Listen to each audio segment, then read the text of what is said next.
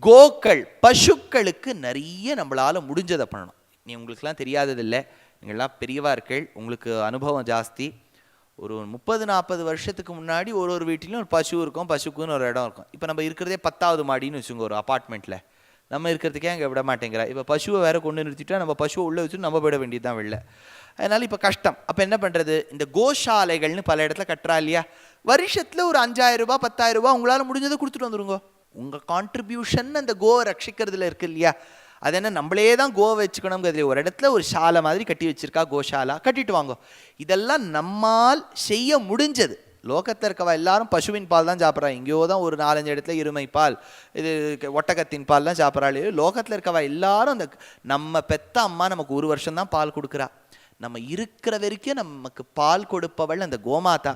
அந்த கோமாதாவை ரட்சிப்பதற்கு சமமாம் பாகவதம் கேட்கறது. i5 housing and properties. தேடுறதை விடுங்க, தேர்வு செய்யலாம் வாங்க. கால் 9962 557 557.